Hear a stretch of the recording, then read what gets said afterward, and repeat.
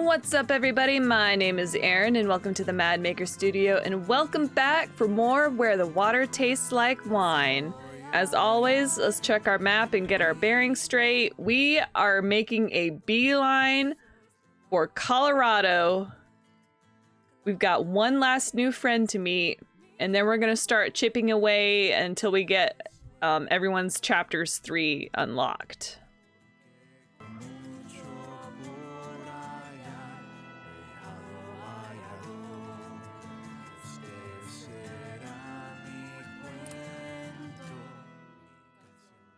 These men lean against the wall of this hardware store, smoking and chatting, they wave you over. You heard this one before? They launch into a group recitation of a man shot to death in St. Louis because of a quarrel over a hat, interrupting one another in their excitement to tell it. Wait a second. You recognize the story. It's the story about a gunshot man left to die in the streets of St. Louis.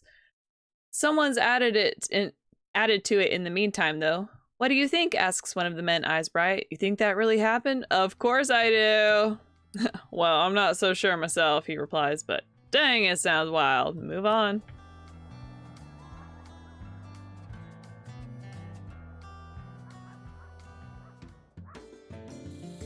Ooh, we got here just in time.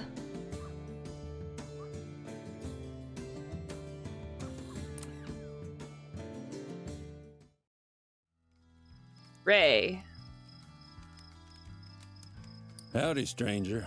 You passing through? This here desert is my home. Tourists like you ought to be careful if you ain't used to the heat. I grew up on my Uncle Eddie's ranch, where I learned riding and cattle rustling.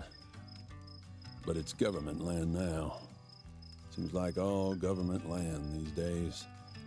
Now I'm traveling around the ranches that are left. Some folks would call me a cowboy. Not many is used to, mind. But I've been training to ride and rope for almost half my life. Name's Raymond Edward Dawson, Ray for short. And this sleeping beauty over here is Poncho. Hi, Poncho. But anyway, you know some funny stories, right? I should.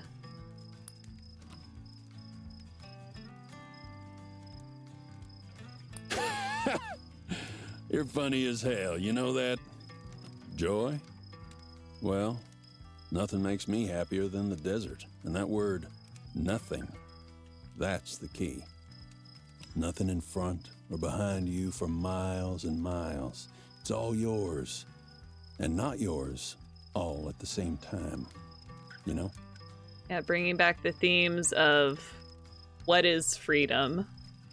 But anyway, amigo, what's the most exciting thing you've seen out here on the road? Well, I think he would thoroughly enjoy Bill the Cowboy who rode into a storm. You live an exciting life, amigo. Freedom ain't like it used to be. The Great American Desert is the last part of America that's truly the land of the free, I reckon. I'm holding out hope it'll stay that way for a while, but every time I close my eyes, another piece gets snatched up by those fellers in D.C. But anyway, you know any sad stories, amigo? Way too many sad stories. He's asking for quite a variety. Right off the bat, he's not sticking to a single theme. I like that.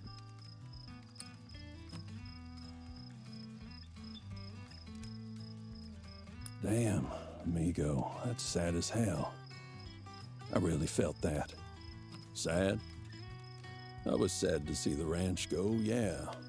Would have been one thing if it had just kept on being a ranch in someone else's hands. But going to the government? Well, all I know is Eddie wasn't too friendly whenever those folks in suits came around. Anyhow, you got a hopeful story, amigo? I could use some cheering up.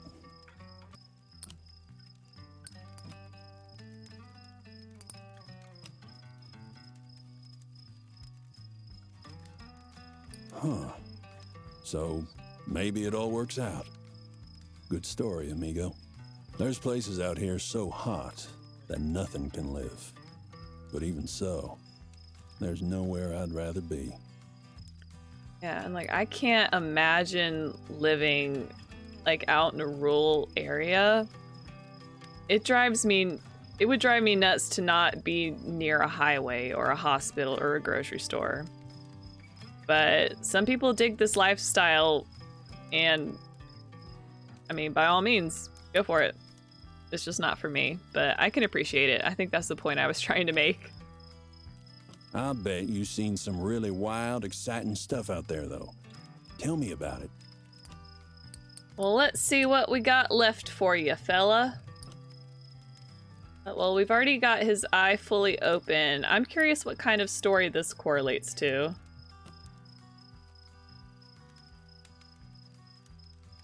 Huh. Wait, that one's supposed to be funny? Back in Chicago, Paul was threatened to send me to Eddie's ranch if I didn't behave, like it was a death sentence.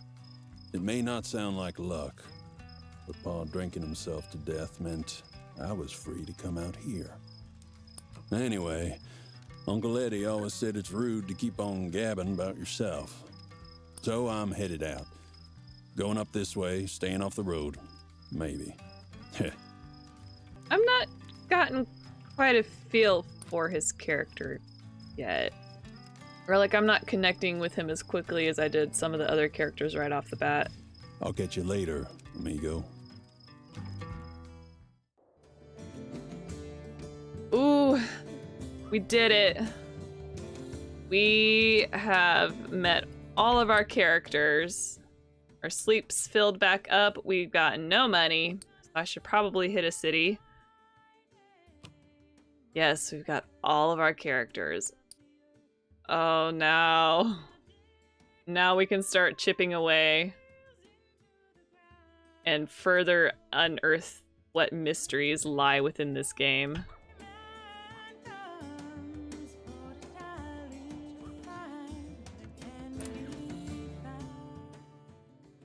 This man can barely wait to get through the pleasantries before asking if you've heard this story. 110% true, he says. I heard it from my nephew, and it happened to someone he knows well. Well, sure.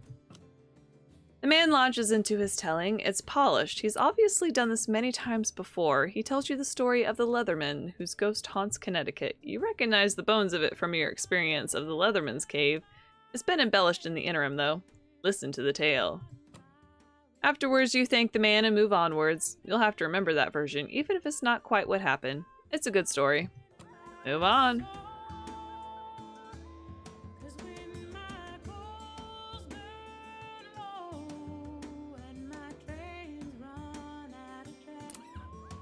There's a commotion outside the post office.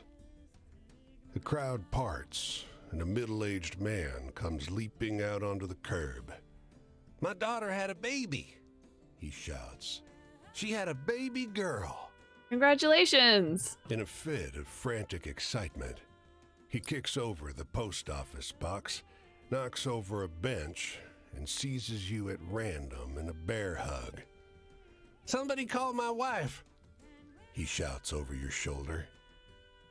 "Tell her we're taking the train to Chicago." Yeah, let me go or celebrate with him. Let's celebrate. The man starts to dance. His feet hit the pavement so hard they throw up puffs of shattered stone. Everyone staggers. When he swings around the lamppost, the metal bends like soft clay. Are you a demigod? Calm down, or oh, bro, we're gonna keep celebrating. The new grandfather grabs the nearest car and, 2 hands overhead, lifts it up and hurls it down the road. "My daughter had a baby," he shouts. Everyone runs indoors. I don't know what to make of that. That's so unnecessary. It's like that gif of the girl in a party hat, and she picks up the glass bowl and she just shatters it. It's like, yeah! I'm getting that kind of energy from this guy. Whoa. The new grandfather seizes your hands and whirls you around so fast that you feel the blood leave your tingling face. "I've never been happier in my life," he shouts. But his grip slips. Before you can react, you're tumbling across the roof of the hardware store across the road. Oh, did I lose health? Ouch! The man doesn't seem to have noticed he's lost you. He's spinning so fast you can barely see him. As you climb down into the alley and run for the edge of town, you hear him, thanking God for his answered prayers over the sound of cracking bricks. Well, it sounds like he doesn't have to take a train. You can just run there. Move on. That was bizarre. Like, did I lose health? No, okay. That was so strange. The stunning skyline isn't the only beauty gracing this mountain city. There's long rows of glinting greenhouses too, stuffed with carnations and roses. You think you can smell them on the breeze. Explore, earn money. Let's try to earn some money. You wander the streets of a city looking for a way to make some cash. Let's look for work. You wait outside a lumber warehouse for hours. You don't get there early enough for work in the warehouse, but trucks swing by every few minutes picking up loads of fresh wood, and sometimes a few people from the street corner for a job elsewhere in the city. Wait. A battered pickup stops at the curb. There's only a few planks in the bed of the truck, and the cab is packed with teenagers. A young man with a bent cigarette drooping from his lips shouts to you, "Hey, want to make some cash?" Absolutely. You're doing what? Yeah, it's the same guy. I'm not getting in the car with him this time. Suck on my dick. Shut up, blurts the smoker, shoving his companion hard. It's painting a house, he says. Okay, no.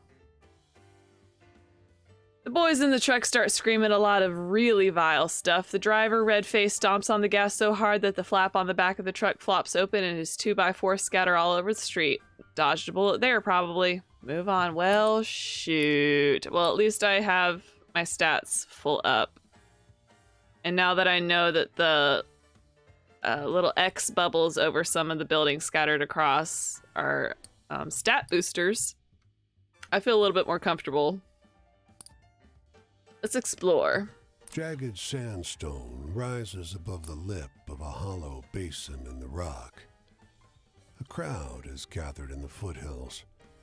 Their excited whispers wash over you, echo off the ochre outcrops. You can almost pick out fragments of conversations. So I can either walk into the hills or mingle with the crowd. I'm going to mingle with the crowd. The voices around you are heightened by the surrounding stones. An argument, hissed from behind clenched teeth, sounds like shouting. A child's plaintive cry sounds like a shriek. Beneath these, there are older voices, ones that belong to the earth. The rocks preserve them. Wait.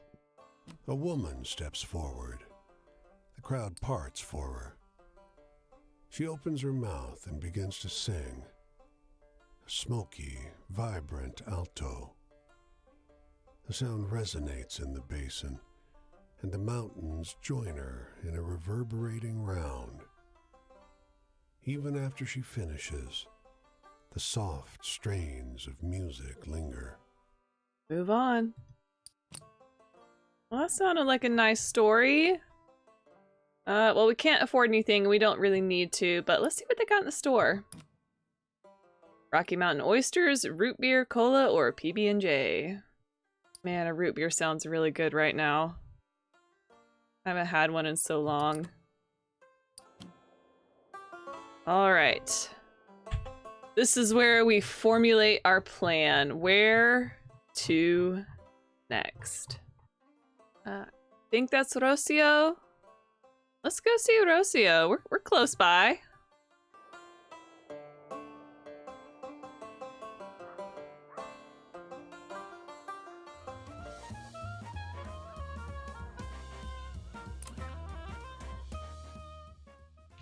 Two musicians beckon you over. Billy Split, our show's in 5 minutes. You play the upright bass? You don't. Doesn't matter. Keep plucking this string. Look, we'll pay. You fake it for a couple of songs, feeling like an idiot, but hey, you get paid, move on. All right. So when the cities don't work out, I appreciate the stat boosts along the way. I can't believe I was overlooking them this entire time.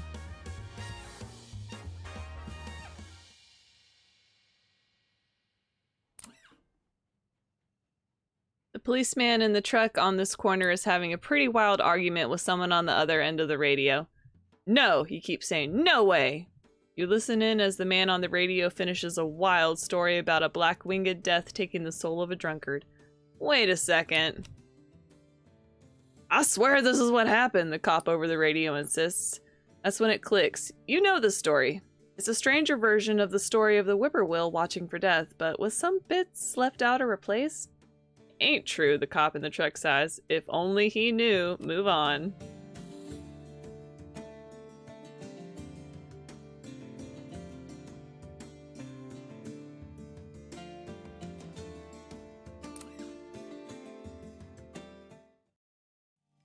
Rocio, long time no see. Word has spread of una huelga, a strike, out in California. It's not uncommon. I have grown used to the frustration and the desperation, seen it rise from its feet and march forth from the fields, but it always ends the same. No one listens. We're beaten down into the dirt and are forced to be comfortable with our discomfort. These characters speaketh the truth. I don't know what else to say about it. But it sounds different out in the West. Los Filipinos y Mexicanos have settled their differences, turned frustration into strength, strength into action. I dearly hope I can see it with my own eyes. Maybe you have a good, hopeful story to tell?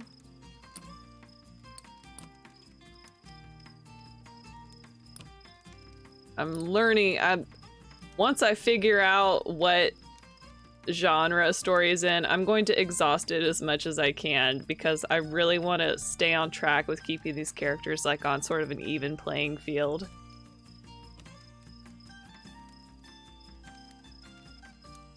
What a wonderful story. We need stories like this to give us strength. Home. America's not my home, but I begin to understand it, I think. I've seen towns, cities even, rush by while riding the trains. All I knew about this country was endless fields and rough ground. But now I see what all this talk of the American dream comes from, though I sense that that's just the surface. Now, tell me a funny story. Make me laugh. I would love to make you laugh.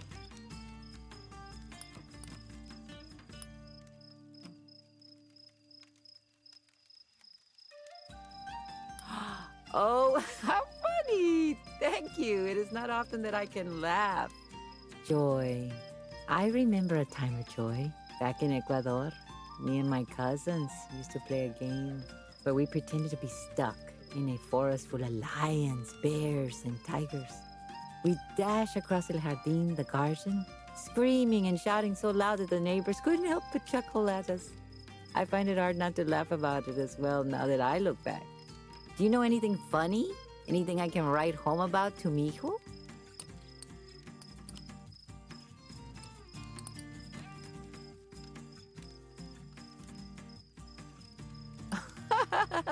Oh, if mijo were here, I would tell him that one. I would like to see his little face laugh. Choice. Well, no matter what we choose, they treat none of us with respect. There are already people out there trying to spin a good movement as una enfermedad, an ill of society. What is it the gringos say? Oh, damned if you do, damned if you don't. That phrase once sounded funny to me. Not anymore. Please share a story of hope with me.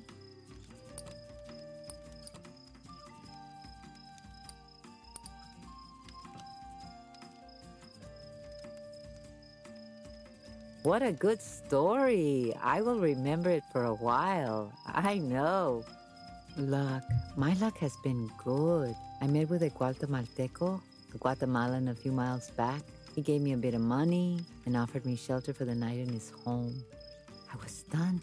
Un santo en America. And with a roof over his head, I slept well that night. Please share a story of hope with me. Oh, we're so close. We're so close to that insane chapter 3. Was this considered hopeful?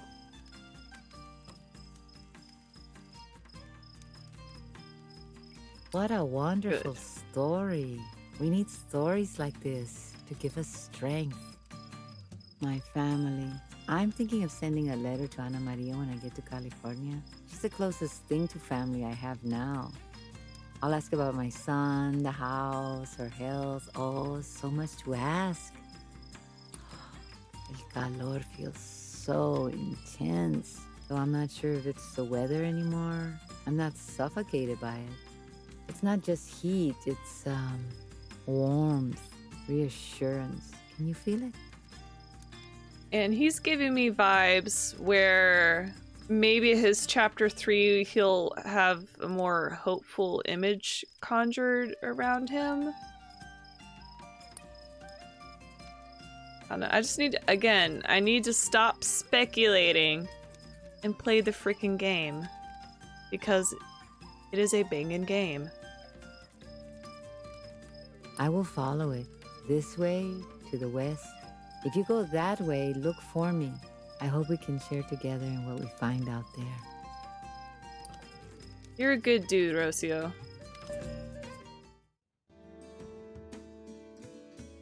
Oh, this is so exciting. Where do we go next? Ah. I guess let's double check our progress. So August, Bertha, Fidelina, that's right. I didn't quite unlock her chapter 2. What's happened with Dupree? I've not seen her in a long time, but she's at chapter 3, so we're gonna leave her alone. Okay, well let's maybe August or Bertha is close by, and I don't want to talk to Ray back to back. Maybe we'll go back to him in the next episode. Gosh, they all have their own intricate, unique backstories. And there's still so much to uncover and learn about them all. I'm excited!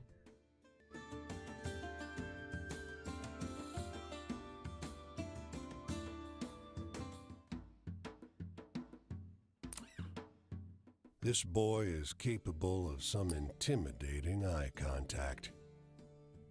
He holds your gaze long enough to make you squirm, and then mercifully breaks the silence. Do you like riddles? He has a dull voice. And what a voice it is. No, or I like riddles. That doesn't mean I'm good at them. Lovely and round, he says. Oh, he's jumping straight into it, huh? I shine with pale light. I am grown in the darkness. I'm a lady's delight. What am I? Yes. A pearl. That's right. Now your prize. He reaches inside his overalls and freezes. The confident air with which he quizzed you is gone, and you're staring at a pale portrait of horror. He's escaped!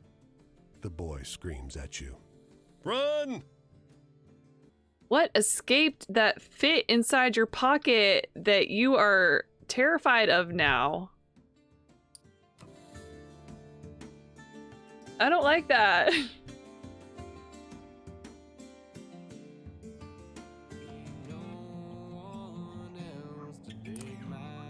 Howdy! The salty old driver grins, showing off his remaining teeth. Ever seen a horse before? Of course. Liar! Else you'd have noticed that Scott here is a purebred spotted Appaloosa, very rare. Scotty's great-granddaddies came to this country with El Conquistadors. My family's kept that bloodline pure ever since. Wipes away a tear. So now what do you have to say about my horse? Nice horse. Heck of an understatement. Go on. Give Scotty a scratch behind his ears. Next question. Is this really a horse? Or do you think it is a horse and you're telling me it is? Because I'm having flashbacks to that cow at the state fair. And it wasn't all cow. But sure, I'll oblige. Hesitantly, Oh. you brush the horse's mane. He promptly jerks around and bites you. The driver's incensed. Where'd you learn how to caress a horse? I don't know, man. I'm moving on. Will this little house give me a stat boost, please? Forgotten in a corner of the field, a small basket of yams. Bury them under a fire and you've got a full meal and more. Move on. Oh, bless. Oh, thank goodness. Okay. I don't have to stress so much about keeping my stats up. It's nice.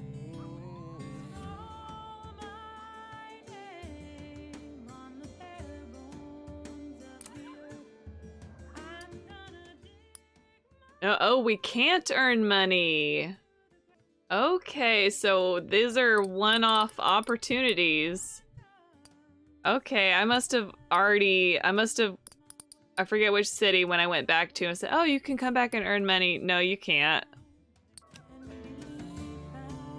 Good to know.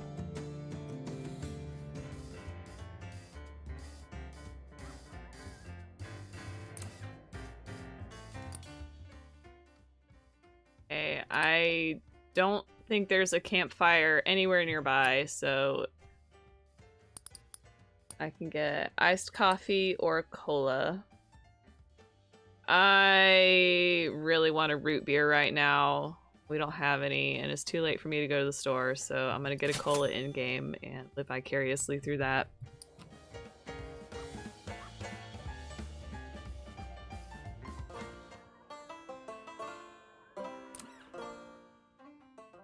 These men lean against the wall of this hardware store, smoking and chatting. They wave you over. You heard this one before? They launch into a group recitation of the dust-choked school haunted by the ghost of its old janitor, interrupting one another in their excitement to tell it. Wait a second. You recognize this story. It's the story about the old janitor and the abandoned school. Someone's added to it in the meantime, though. What do you think? Asks one of the men, eyes bright. You think that really happened? Of course! Well, I'm not sure myself, he replies, but dang, it sounds wild. Okay, so Shaw is over here on my right. I am tempted to just go ahead and see him, but I really want to get all my characters' chapters 3s unlocked before I do that.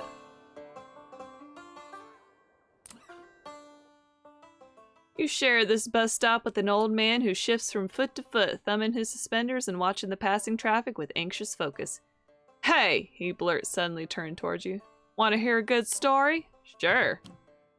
With the air of a man who's distracting himself from something, he stumbles quickly through a tale about the boy whose shiftless father left him alone in the woods, confusing himself now and again, backtracking, adding new details out of order. He barely pieces the story together. Wait a second. You suddenly realize that he's told you a twisted version of the story about the boy who ran away with his father, but massively changed with whole new chunks you don't remember. It's true, the old man insists, turning his wincing eyes back toward the road, and with that, the conversation seems over. Move on.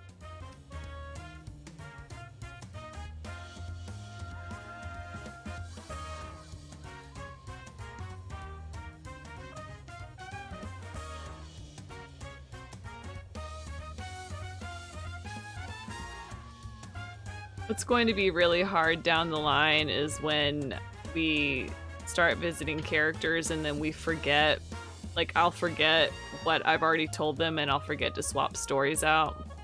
That's gonna be rough, but we'll manage. You spend a while in the cool shade at this gas station. You notice 3 kids sitting beside their family car while their parents argue loudly with the cashier inside. You guys remember when you could fill your gas tank and then pay? Can't do that anymore. The children seem embarrassed. You see the oldest brother lean over and distract his siblings with a story. Listen in. He starts telling them a story about the boy and the dog whose souls were bound by fate. You realize almost instantly that he's telling a new version of the tale of the boy and his dog, but with new, exciting, over-the-top details. He tells it well. When the parents come stomping furiously out of the gas station, you make yourself scarce, missing the ending of the boy's new story. But the part you heard is definitely easy to remember. It'll stick with you for a while. Move on.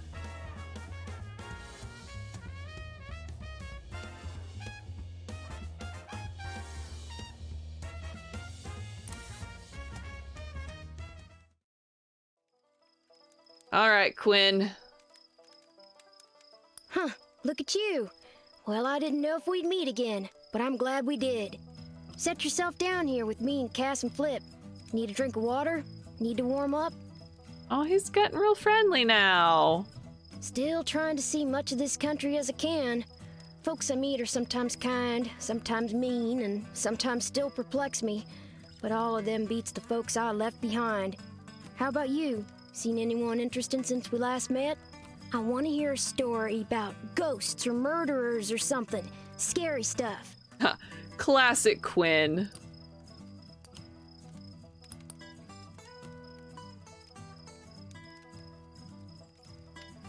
You spin a good yarn. I was shivering there for a little bit. Change. Change ain't coming, stranger. It's already here, so they say. Got a whole country tied together with rails and roads and still can't feed everybody. Ouch. Between you and me, I think that ain't ever gonna change. Can or can't got nothing to do with it. Hey, tell me a funny story. You seem like you still got a sense of humor.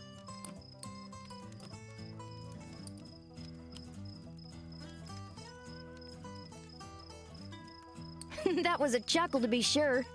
Joy. I surely have seen some joyful scenes in my travels. Just a few trains back, I was invited to partake in a harvest by some kindly folk. Had quite the feast, and the dogs got to run around a farm. Wasn't till after I was heading out that I saw the little baby graves. Strange to play stand-in for ghosts. Seems joy's all mixed with sadness these days. Makes my head hurt. I want a story that scares me. Now I'm older, almost nobody can do it. Give me your best shot. I will do my best.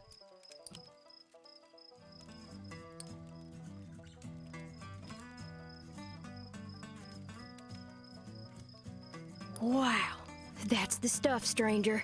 Spooky campfire tales are my favorite. Choices. Well, we all got choices to make. Whole country's got choices to make. Seems to me, though, that the choices what hurt the most are the ones we don't rightly get to make. The ones that done get made for us. Hey, tell me one of those exciting stories.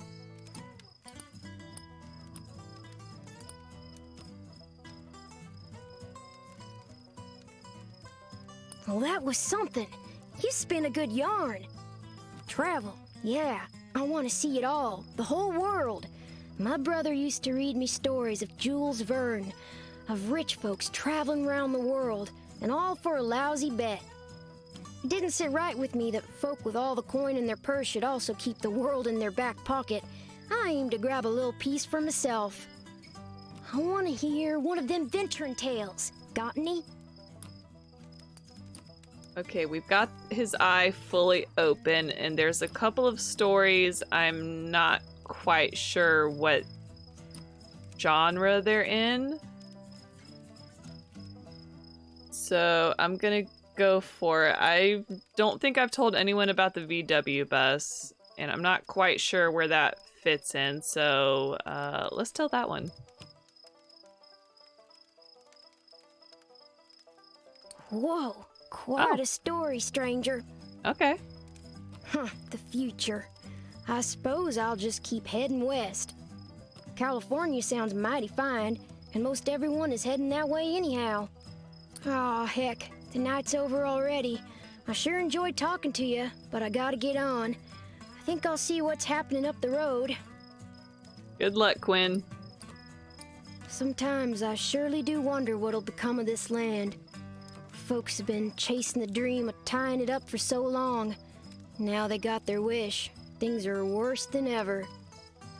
Maybe America was never meant to be held in your hand like this.